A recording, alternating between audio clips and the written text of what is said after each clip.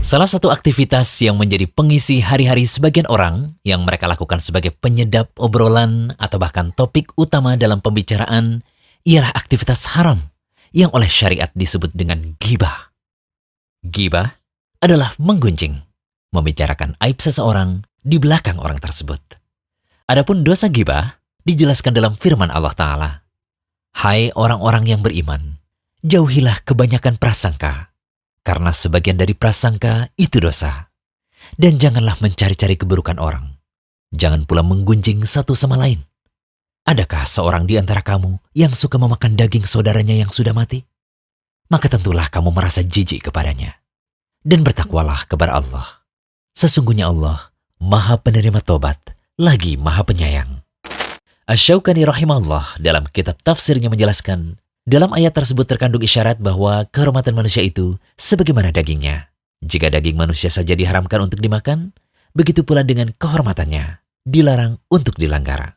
Ayat ini menjelaskan agar seseorang menjauhi perbuatan ghibah. Ayat ini juga menjelaskan bahwa ghibah adalah perbuatan yang teramat jelek. Begitu tercelanya pula orang yang melakukan ghibah. Dari Abu Hurairah, ia berkata, Rasulullah Shallallahu Alaihi Wasallam pernah bertanya, tahukah kamu apa itu ghibah? Para sahabat menjawab, Allah dan Rasulnya lebih tahu. Kemudian Rasulullah Shallallahu Alaihi Wasallam bersabda, ghibah adalah kamu membicarakan saudaramu mengenai sesuatu yang tidak ia sukai. Seseorang bertanya, wahai Rasulullah, bagaimanakah menurut engkau apabila orang yang saya bicarakan itu memang sesuai dengan yang saya ucapkan?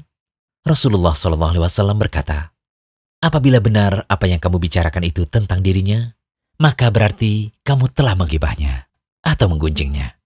Namun apabila yang kamu bicarakan itu tidak ada padanya, maka berarti kamu telah memfitnahnya. Menuduh tanpa bukti. Hadis riwayat Muslim. Ghibah dan memfitnah sama-sama diharamkan. Namun ghibah menjadi boleh jika ada tujuannya syar'i, yaitu dibolehkan dalam 6 keadaan sebagaimana dijelaskan oleh Imam Nawawi rahimahullah.